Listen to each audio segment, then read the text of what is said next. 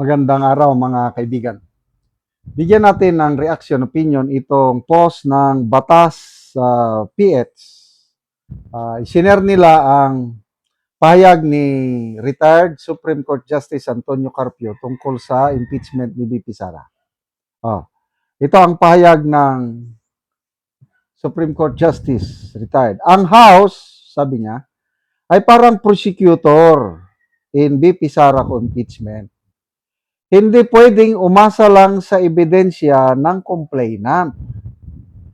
Kung ganoon, walang makukonvict.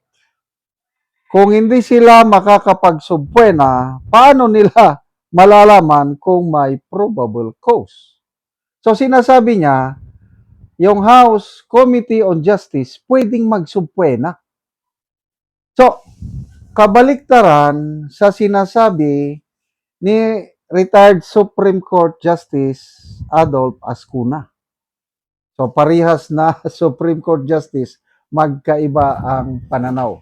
Ganyan talaga ang problema sa batas, kanya-kanyang interpretation.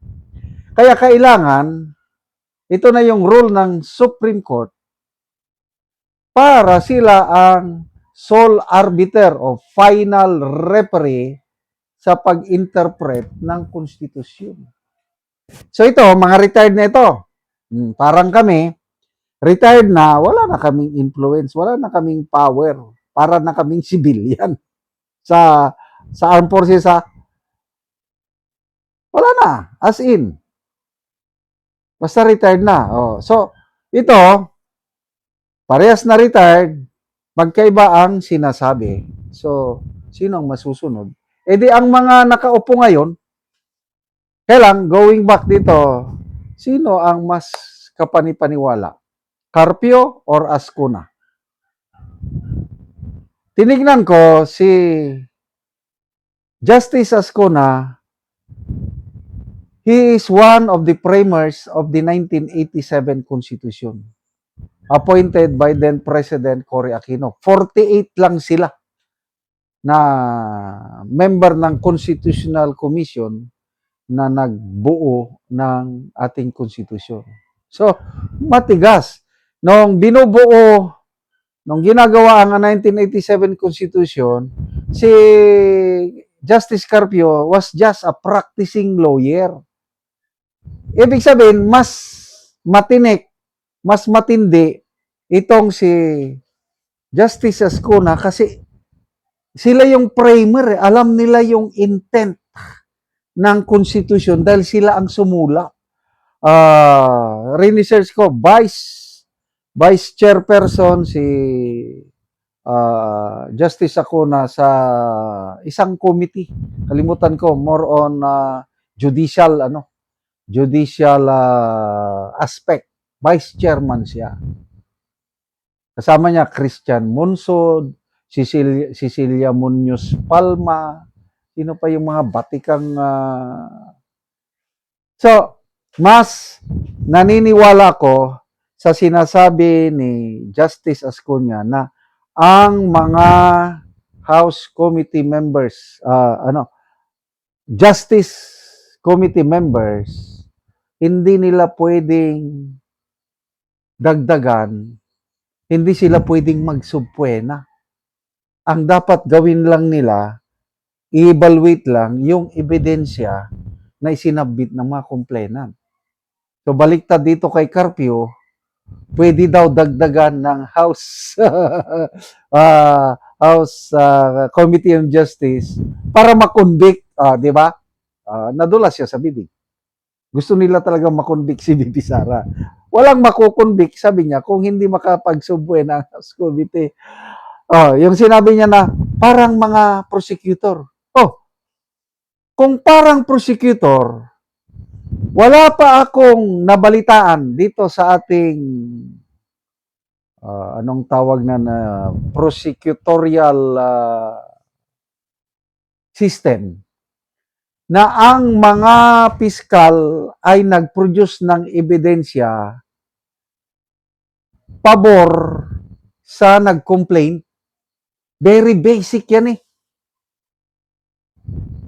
Pag nag-complaint yung isang tao, mag-submit na siya ng kanyang affidavit kasamang kanyang ebidensya.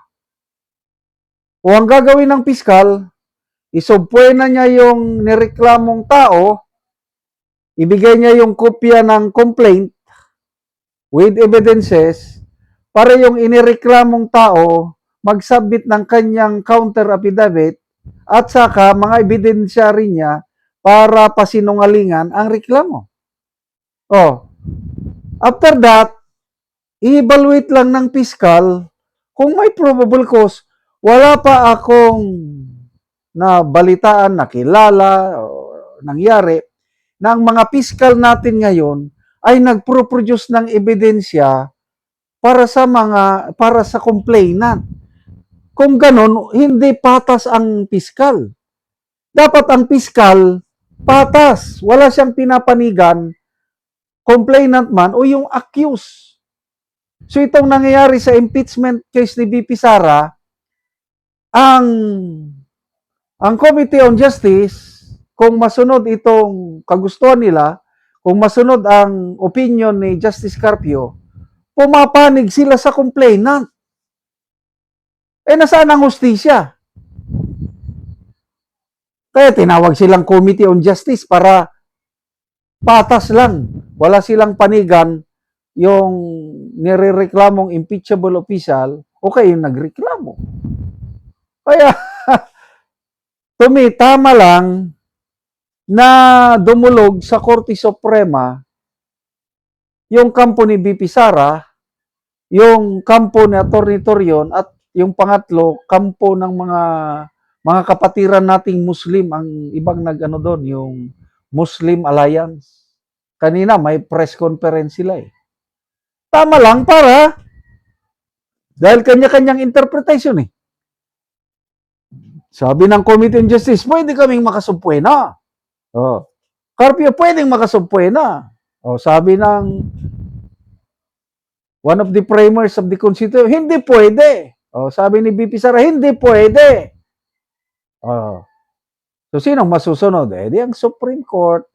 Kaya tama lang na dumulog sa Korte Suprema ang kampo ni BP Sara para kung ano ang desisyon ng Supreme Court, yun ang masunod.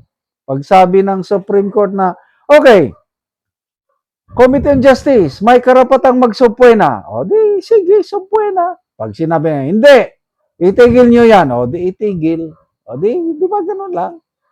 Salamat mga kaibigan sa inyong pagsubaybay sa ating channel. Nakakatulong kayo ng malaki sa tribong Talanding ng Bukidnon dahil ang sweldo natin sa channel na ito is pantulong sa tribo. Namimigay tayo ng libreng yero at pako para makapagpatayo sila ng mas maayos na tirahan. Panoorin nyo ang video na ito. Karon mo na ni ang itsura sa natagaan mo og yero sa iyang atop. So lata na gid kaayo. So muna ni ang itsura sa iyang balay. So mao na ni ang yero nga among gihatag. So iatop na ni karon.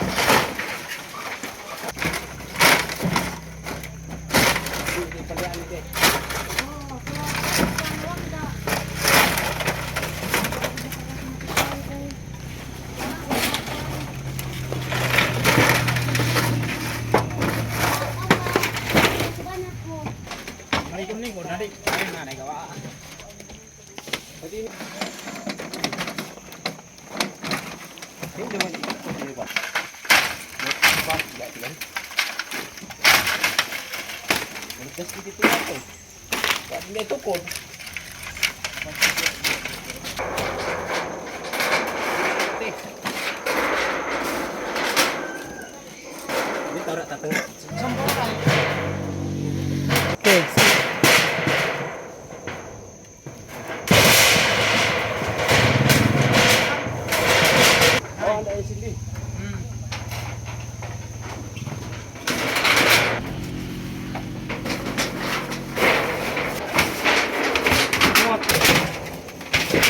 Og karon managit sa pagatop ang among ginahatag nga yero so napulihan na gyud ang atop ni Salamat sa naghatag sa Coxen kay napulihan na gyud ang akong sin nga 31 na katuig. Sa Ginoo inaot nga magpadayon sa to. Magpadayon ni nga tabang Wala pa ang inabang dili pagit ko makabalay kay among kwarta kutob ra sa pagkaon. O, so naa kay estudyante ante. Naa Unsa na yung mga grade? grade 6 o grade 2. Ay, so kuan ra gyud ang kuan kulang gyud ang inyong panginadlaw no, sa inyong estudyante. Salamat kaayo. Salamat kayo ante. Salamat.